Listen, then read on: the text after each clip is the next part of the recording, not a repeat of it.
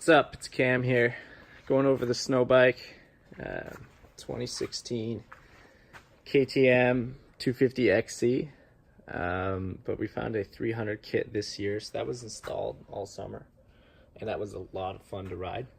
So I'm gonna go over what's needed to make a two-stroke run pretty good for the backcountry with the timber sled. So we ride here in northern Ontario, 4 or 5 feet of snow.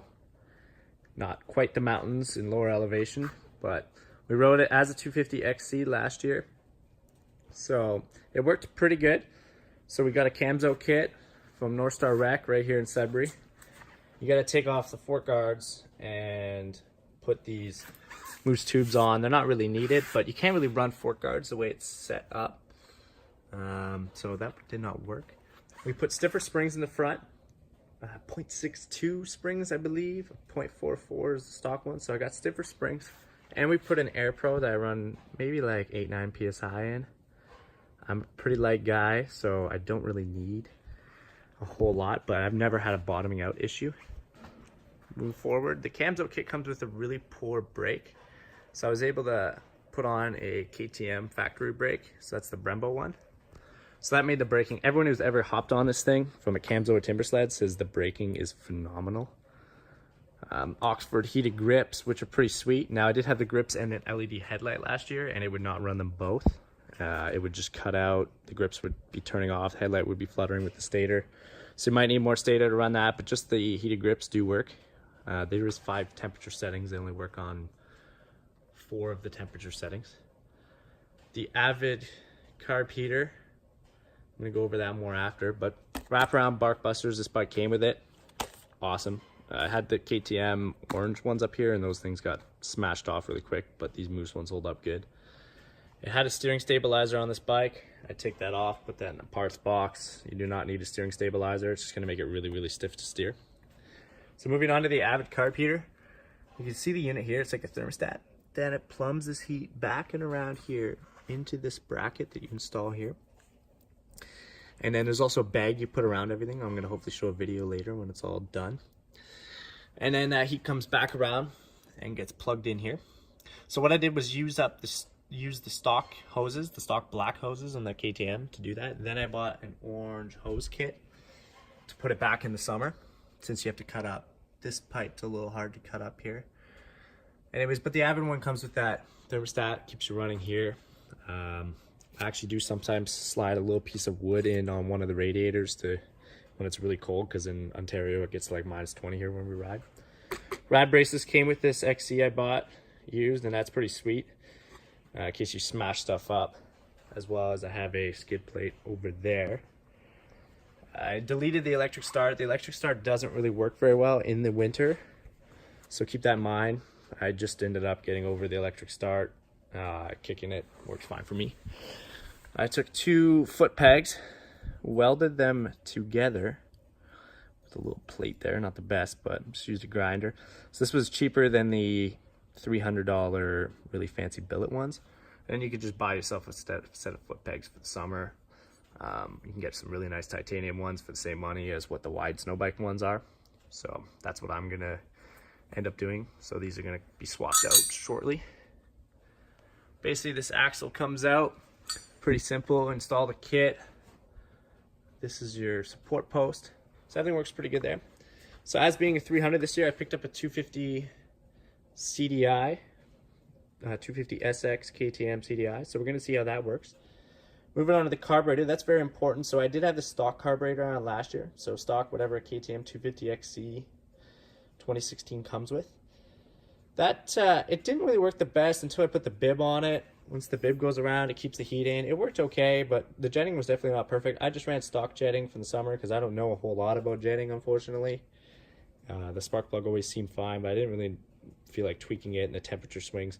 So we went with Electron. I rode Electron all summer. That thing was phenomenal. And now that we got that, we're going to try Electron this winter. I ordered that from Slavens Racing. So we're going to see how that works this winter. Moving on to the back. So here's the stock Subframe Airbox boot that we have. I actually have a whole second set here from a parts bike.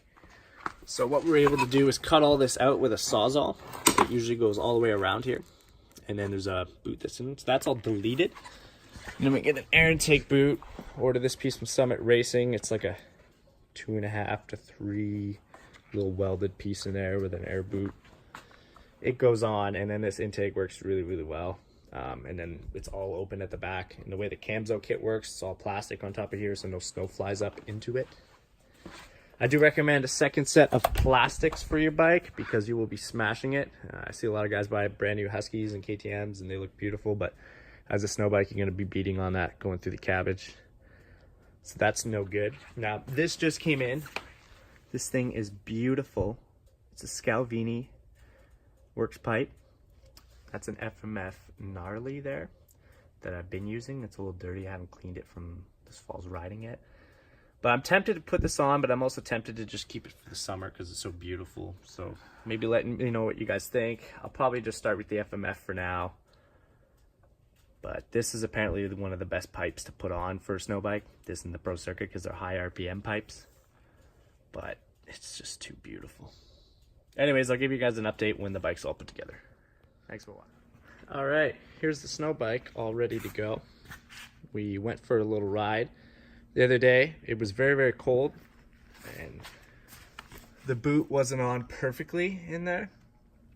But I wrapped it around a lot better, and after I wrapped the boot around, it froze my hands to do that. It worked a lot better. But you can see how the intake works back there, very, very open. Here's the pipe on there. Looks beautiful. The extra wide pegs, so almost a little too wide with the doubled up, but they work really good. An update on the handlebar warmers. They do not work without the battery. You have to turn them on and off all the time. They don't really work, so the battery's gonna have to go back in there. I'll show you what we did for the temperature. I didn't have this when we went out, so it didn't work very good, but I had to make a new one this year. But it's basically just a sheet of steel, and you insert it all the way down there. You leave it a little long so you can pull it in and out if you need to. You'll basically be able to tell by your temperatures here. It will run 130 to 140, means it's running good because the thermostat's working. But below that, sometimes it runs at like 85 degrees, and that's when it's like running like crap, and then the carb was sticking. If you could see in the video, like the throttle was sticking a bit because of the carb icing situation. So, but yeah, here's the snow bike. I'm gonna get it into some deep powder. As far as the 300 kit goes versus the 250, it wasn't a whole lot more power, even with the 250 CDI box, but I haven't really got in some real deep snow to check. But I will say it bogs a lot better. So with the 300 kit, when you get into those low RPMs, you could just kind of give it some throttle, hold the throttle, and brah, without it bogging down. Whereas the 252 stroke, it bogged a lot. Anyways, that's the snow bike for you guys. Hopefully it helps you consider getting a two-stroke out there.